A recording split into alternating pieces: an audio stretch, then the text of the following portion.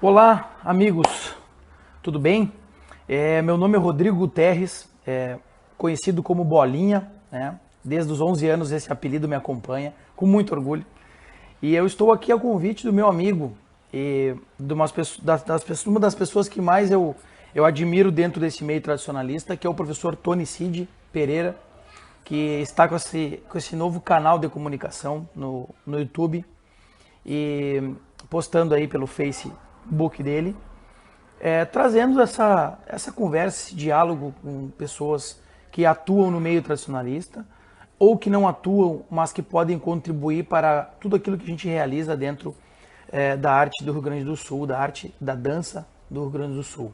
Então, quero agradecer primeiramente o convite do professor Tony, me sinto honrado em poder estar contribuindo de alguma forma, trazendo um pouco das minhas experiências, da minha vivência no meio tradicionalista, de algumas trajetórias e como bem ele pediu, né, de algumas dicas. Não são dicas, né, são apenas passagens ou experiências vividas que poderão ou não servir como balizador, né, de outros trabalhos, de outros instrutores, de outros grupos.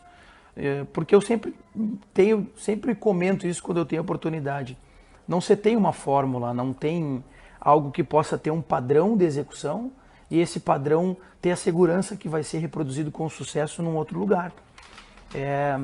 Porque se constrói grupos vencedores ou se atinge resultados expressivos, não é com fórmulas prontas.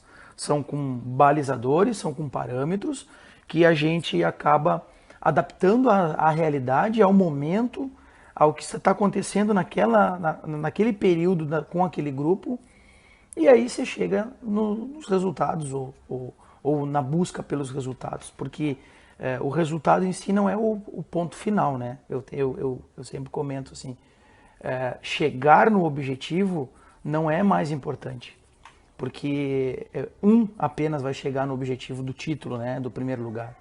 Então, o mais importante é o caminho, é o processo, é o como que se estabeleceu o trabalho, a condução desse trabalho, a execução daquilo que foi planejado. Então, isso é muito importante. Então, eu vou conversar algumas coisas com vocês aí durante esses 10 minutos que a gente tem, trazer um pouquinho da minha visão sobre o trabalho com dança tradicional e sobre, acima de tudo, sobre o que a gente pensa dessa arte tão maravilhosa que é a dança tradicional gaúcha. Bem, eu tenho 40 anos de vida, né? E 30 anos de vida tradicionalista e de vida de arte da dança. Eu iniciei em 1986 no CTG Aconchego dos Caranjos, aqui em Alegrete, na invernada juvenil. E logo que eu iniciei, eu era esportista antes, né? Eu era karateca, né? Eu praticava a arte do karatê. Cheguei a ser campeão estadual de karatê na categoria infantil e sempre fui ligado ao esporte. E aí ingressei no meio tradicionalista em 1986, aqui em Alegrete, na cidade que eu nasci, que eu me criei e que pretendo morrer um dia aqui. E comecei no CTG Aconchego dos Caranjos. Então, logo do início já iniciei com a dança tradicional e já comecei com a chula. Então, a chula foi a mola propulsora de movimentar esse bichinho, né? Essa coisa que a gente não sabe o que é, que nos move e que nos mantém ainda dentro da dança. Foi a chula, a modalidade, a primeira que me despertou assim essa paixão por dança. E a partir daí eu comecei a ter muitas experiências com dança. Primeiro com dança tradicional e comecei a fazer outros tipos de dança. Eu fiz balé clássico, né? Fiz aula durante quase 2 anos de balé clássico. Participei de festivais de balé, participei de espetáculos de balé. Fiz dança flamenca, fiz dança contemporânea, fiz jazz. Tive a oportunidade de fazer sapateado. Participei de inúmeros festivais fora do meio tradicionalista, mas no meio tradicionalista foi onde eu realmente sempre me encontrei e acabei sempre ficando à vontade no que eu faço, né? Que é dançar, e não abro mão disso, né? Eu eu vivi da dança durante muitos anos, né? Eu tive a oportunidade de trabalhar com dança e aproveitei o trabalho que eu tive com dança tradicional gaúcha para investir na minha carreira. Eu trabalhava com dança para pagar a faculdade. Eu sou formado em educação física, sou educador físico, sou especialista em fisiologia do exercício, é a área que eu atuo com pesquisas, e sou doutorando na linha de Química da Vida e Saúde, doutorando da URGS, em Porto Alegre, onde eu vou semanalmente para realizar o meu estudo de doutoramento. Então a gente tem uma visão bem clara do que é a dança, não só nos seus movimentos, mas também na sua origem e corporal. Dentro da dança tradicional gaúcha, no período que eu trabalhei com ela, que eu era instrutor e coreógrafo, eu tive muitas experiências dentro do Rio Grande do Sul e fora do Rio Grande do Sul. Tive a oportunidade de trabalhar com grupos de todas as categorias, de coreografar também de todas as categorias. Fui agraciado com muitos resultados bons, né? Fui campeão de Fest Mirim, fui campeão premiado em coreografia no Juvenarte, campeão nacional algumas vezes com coreografia. Tive a oportunidade de ter grupos na final do Enarte praticamente todos os anos. Realmente fui agraciado em conhecer muitas pessoas através da dança tradicional gaúcha, ou ajudando, ou dando dica, ou indo trabalhar junto, ou fazendo coreografia, ou montando qualquer coisa. E conheci muitas pessoas e pessoas que sempre confiaram no meu trabalho. Obviamente que chegou um tempo da minha vida que eu tive que descolar de trabalhar com dança, e hoje, desde 2008, eu não trabalho mais, não vivo mais da dança, não é a minha atividade profissional. A dança é o meu lazer, onde eu realizo os meus sonhos, é onde eu consigo canalizar energias positivas para o resto da minha vida profissional. E, coincidentemente ou não, eu sempre fui instrutor do Clube Juventude, né? Sempre fui o primeiro instrutor em 1998, quando nós montamos a entidade, em 1998. Eu fui o primeiro instrutor, e eu formei a Mirim, depois juvenil e depois o grupo adulto, e sempre fui instrutor até hoje. E muitas pessoas passaram lá ajudando no trabalho. Tive a grata oportunidade de sempre ter ao meu lado a minha esposa, que é a pessoa fundamental para o sucesso dessa história que o Juventude criou, que é uma história de sucesso, né? De um grupo de uma região extremamente longe de tudo, economicamente bem aquém dos grandes centros comerciais e industriais, uma cidade que ela é pequena, de uma região que ela é pobre, e a gente conseguiu, de alguma forma, ter o seu lugarzinho nos grandes grupos do Rio Grande do Sul. E isso é um orgulho, muito orgulho.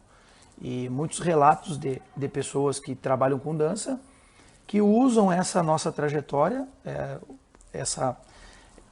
algo que foi bem inusitado que aconteceu, de um grupo nessas características alcançar bons resultados, usam como espelho, e isso nos traz muita responsabilidade também em estar sempre mantendo essa história de sucesso que a gente conseguiu criar. Mas enfim, hoje eu sou o instrutor do grupo, eu sou o coordenador, eu sou o departamento financeiro, eu sou a cabeça que resolve os problemas, eu consigo ter uma gestão plena do grupo adulto do Clube Juventude. Óbvio que o grupo, a equipe que você tem, que é uma equipe de muitos anos que está junto,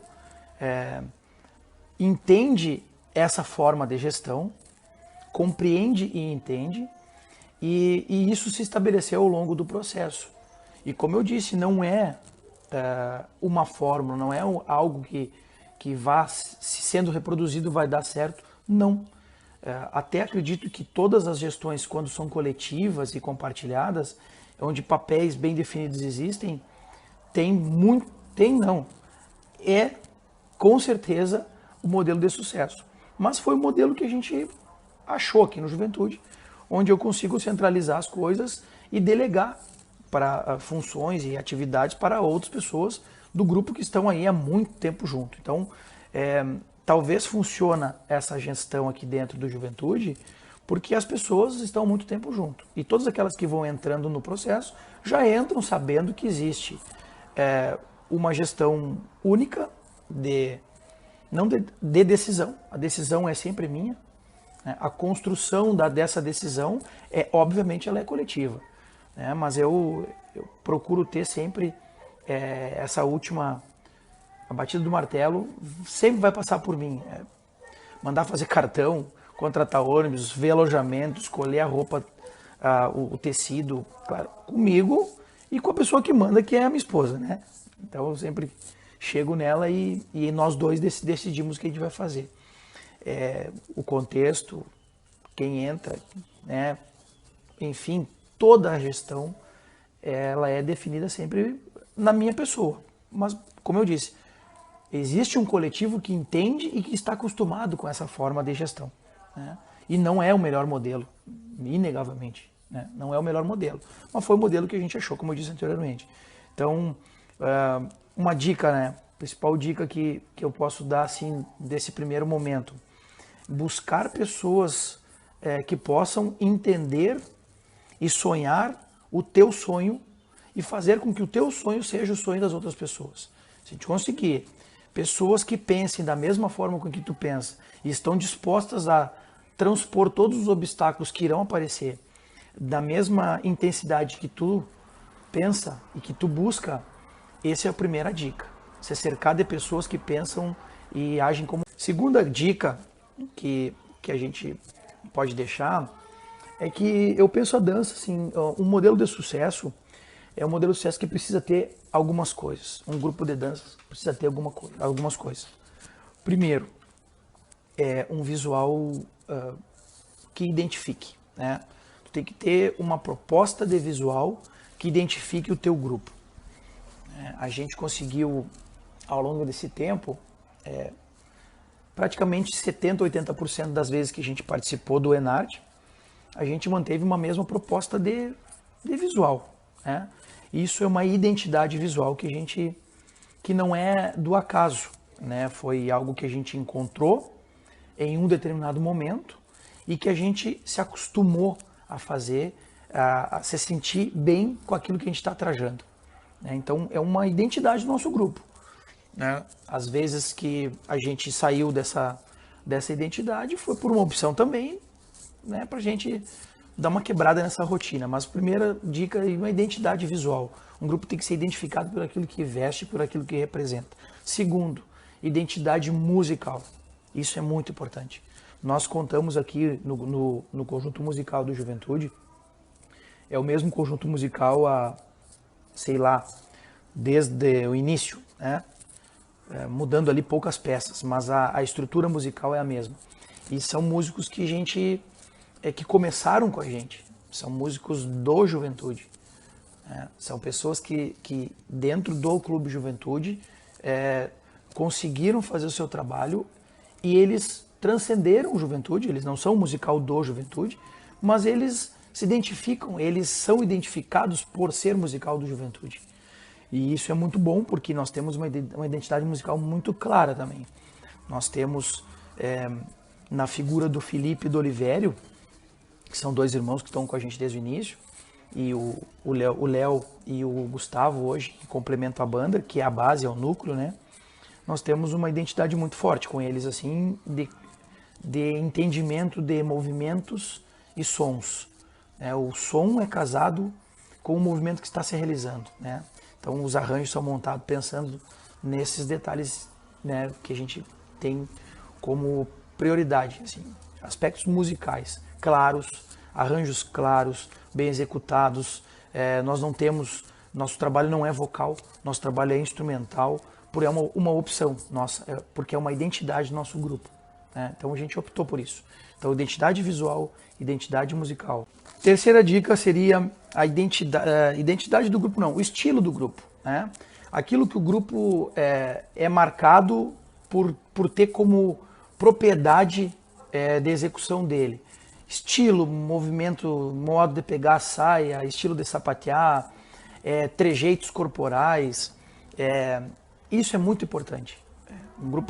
Grupos que conseguem ter claramente essas identidades são grupos que têm uma possibilidade de ter êxito em relação a grupos que não têm essa identidade, né, de estilo, de forma, de movimentos.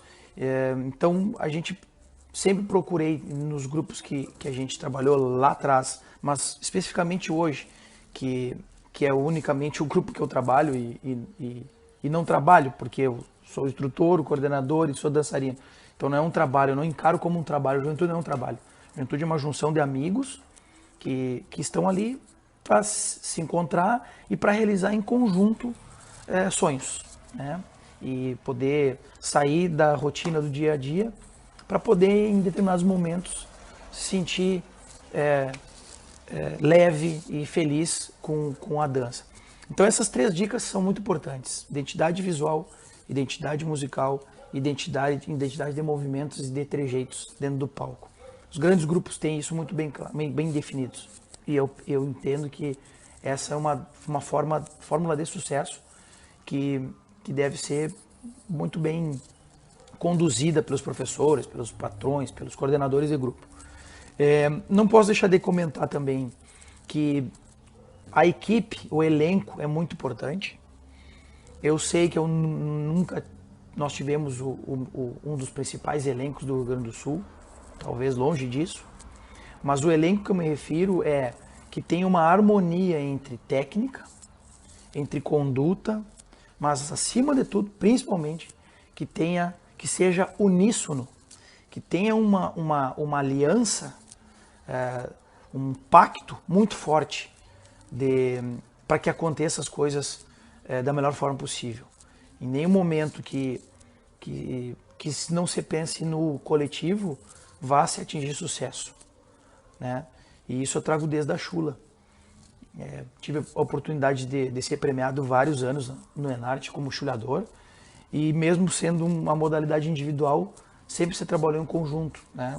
Nós ensaiávamos, todos os chuleadores da Alegrete ensaiávamos juntos aqui, e se ajudava, e filmava, e dava dica um para o outro, e enfim, a fórmula é a coletividade. Quanto mais coletivo for a proposta da equipe, mais sucesso ela vai ter.